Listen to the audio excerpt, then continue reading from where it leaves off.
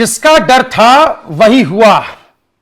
Donald Trump America के राष्ट्रपति हैं, सबसे ताकतवर मुल्क अमेरिका है, यह हर कोई जानता है। लेकिन ट्रंप को ठेंगा दिखाने वाला आज के वक्त कोई है तो वो इजराइल है। इजराइल के नेतन्याहू हैं, जिनके तेवर इस वक्त पूरी दुनिया देख रही है। कहां तो तय था चिरागा हर घर के लिए, कहां चिराग मयस्सर नहीं महफिल के लिए। यह शेर आपने सुना होगा, लेकिन आज इसी के संदर्भ में पूरा मामला समझने की कोशिश करेंगे। मेरे सहयोगी केशव मेरे साथ हैं। तब जब डील बिल्कुल फाइनल थी, तब जब माना जा रहा था कि भैया अब तो पूरी दुनिया जिस शांति का इंतजार कर रही थी वो दरवाजे की चौखट पर खड़ी है, लेकिन तभी अड़ंगा लगा दिया नेतन्याहू ने। क्या कहकर अड़ंगा लगाया? आईडीएफ की तरफ से क्या बयान आया? चलिए केशव से पूरी इनसाइड स्टोरी जानते हैं, जो newsnmf.com पर बारीकी से खबर का विश्लेषण करते हैं, आप तक खबर पहुंचाते हैं। क्या कुछ खबर आ रही है केशव? थोड़ा सा पहले तो उसका ब्रीफ दे दे, फिर इसके मायने भी समझने की कोशिश करेंगे। क्या कह रहे हैं नेतन्याहू? देखिए, नेतन्याहू के सुरक्षा मंत्री हैं बेन गवीर। उन्होंने दो टूक कहा है कि इजराइल बनाना रिपब्लिक नहीं है जो ट्रंप के कोई भी एग्रीमेंट, कोई भी डील उसको बांध सके। इजराइल ने जब भी अंतर्राष्ट्रीय दबाव में झुकने की कोशिश की है, झुका है, उसकी कीमत खून से चुकानी पड़ी है, उसका ब्याज तक चुकाना पड़ा है। इसलिए हम नहीं झुकेंगे, ना ही पीछे हटेंगे, और ट्रंप का कोई भी एग्रीमेंट उसे बांध नहीं सकता। यानी कि दो टूक कह दिया गया है कि जहां तक ये डील है जिसके तहत ये कहा जा रहा है कि लेबनान में इजराइल हमले नहीं करेगा, उसको इजराइल नहीं मान रहा है। ट्रंप की डील को नामंजूर कर दिया है, ठेंगा दिखा दिया है।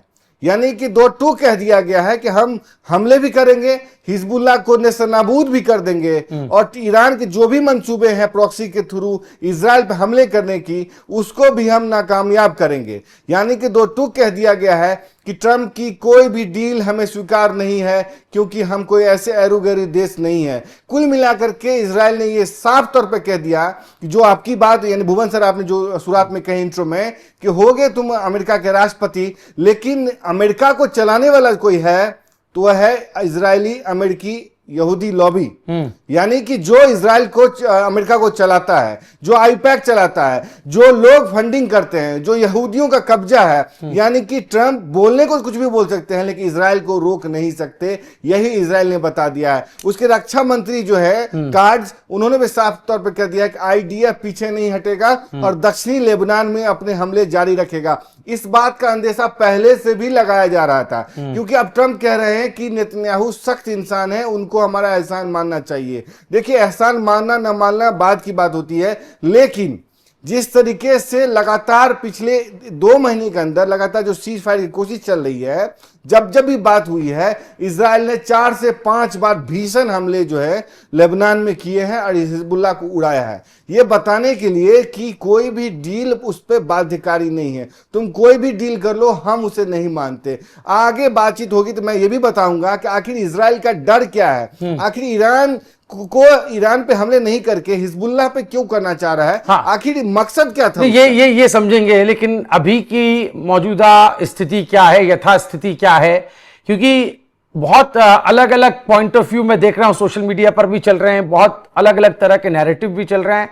कोई कह रहा है कि भैया शांति हो गई है और शांति समझौते की तरफ एक बेहद सकारात्मक कदम बढ़ गया है।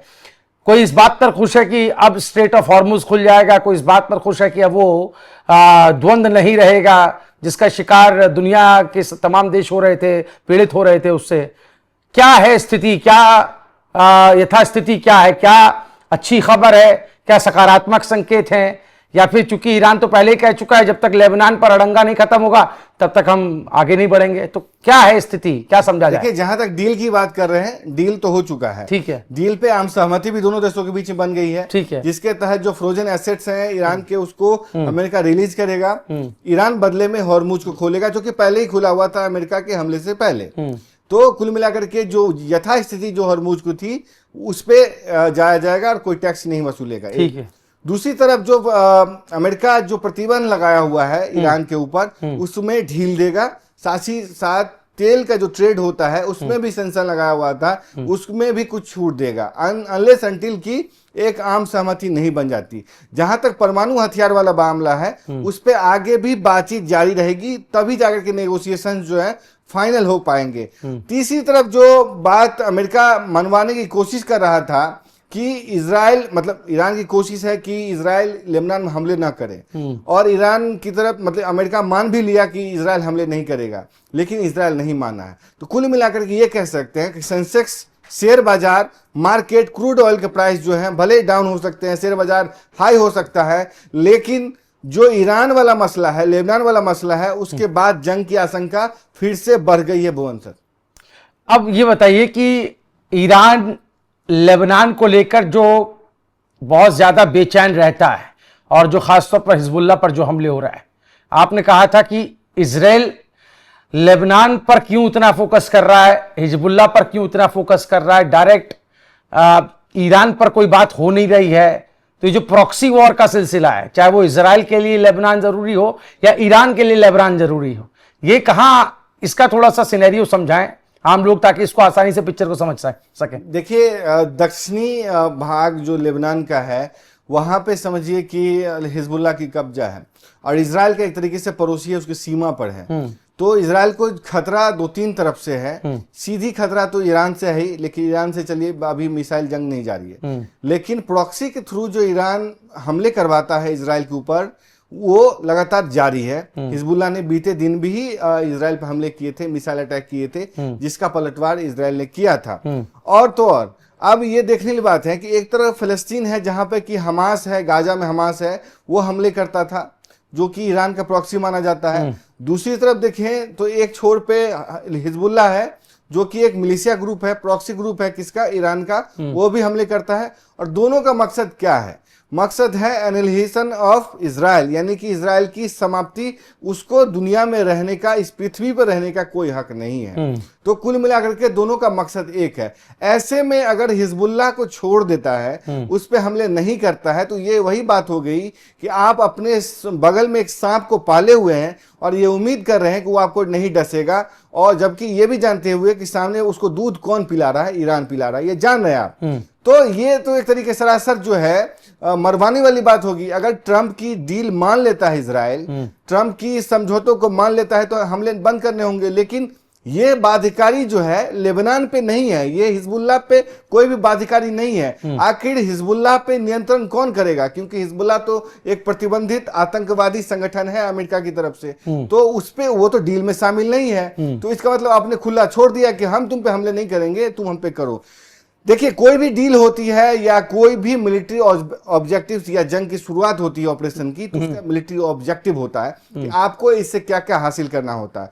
मॉडर्न जो जंग जो होती है उसमें यह नहीं होता है कि आपकी जीत आपकी हार, मिलिट्री ऑब्जेक्टिव्स आपके पूरे हो रहे हैं या नहीं। जैसे ऑपरेशन सिंदूर में भारत ने ऑपरेशन किया था, जिसके कुछ मिलिट्री ऑब्जेक्टिव्स थे कि पाकिस्तान की न्यूक्लियर ब्लफ को खत्म करना, पाकिस्तान के अंदर ठोकना, आतंकी संगठनों को नष्ट करना, और पाकिस्तान अगर कोई हिमाकत करता है तो उसको जो मुंहतोड़ जवाब देना, यानी कि पाकिस्तान को यह बता देना कि आप पाकिस्तान के अंदर कोई भी जो आतंकी ठिकाना, कोई भी जगह कितनी भी दूरी पे है वो सेफ नहीं है, चाहे वो पीओके का मुजफ्फराबाद है या मुरीद के है। तो ये मिलिट्री ऑब्जेक्टिव्स थे भारत के जो कि पूरे हुए, तो इस भारत जो है एक तरीके से फतह माना गया, विजयी माना गया। उसी तरीके से इजराइल के भी मिलिट्री ऑब्जेक्टिव्स थे, अमेरिका के भी मिलिट्री ऑब्जेक्टिव्स थे कि खामनेई रिजीम को खत्म करना।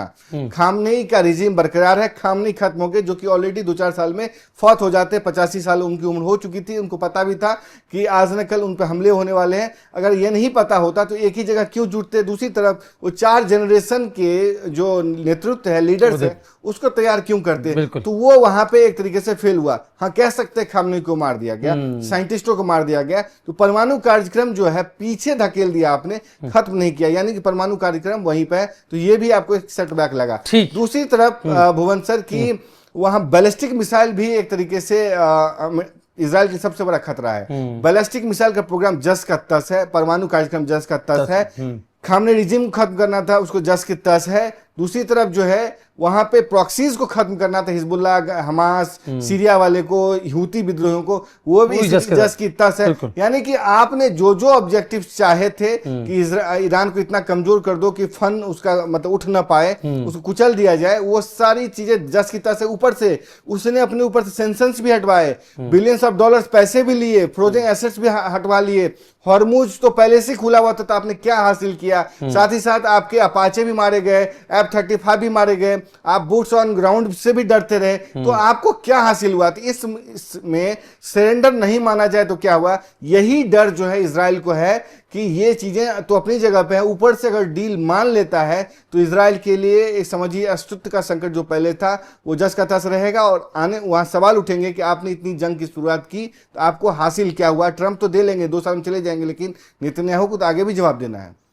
बिल्कुल, कई सारे आयाम हैं जिस पर अभी अपडेट आना बाकी है, लेकिन फिलहाल ये जानकारी आ रही है कि प्रधानमंत्री इजराइल के नेतन्याहू इंतजार कर रहे हैं। उन्होंने दरख्वास्त भेजी है वो ट्रंप से मुलाकात करने की। उन्होंने कहा कि मैं ट्रंप से मुलाकात करके बातचीत करना चाहता हूं। क्षेत्रीय सुरक्षा की बात वो कह रहे हैं। ट्रंप G7 में शरीक होने के लिए फ्रांस में है, और ऐसे में सबसे बड़ा सवाल यही है कि जो छटपटाहट इजराइल की समझ में नजर आ रही है ईरान अमेरिका के बीच समझौते को लेकर, वो छटपटाहट रुकेगी, थमेगी? उसको कन्विंस कर पाने में क्या ट्रंप कामयाब होंगे? चूंकि खतरा डील पर भी आएगा, जैसा कि ईरान भी कह चुका है कि अगर लेबनान पर हमले जारी रहे तो हम डील नहीं मानेंगे। देखना दिलचस्प होगा कि इस पूरे मामले पर आगे क्या कुछ अपडेट आता है, क्या रुख रहता है ट्रंप, नेतन्याहू, ईरान का। इस पर आगे भी अपडेट NMF न्यूज की तरफ से आपको मिलती रहेगी। नमस्कार।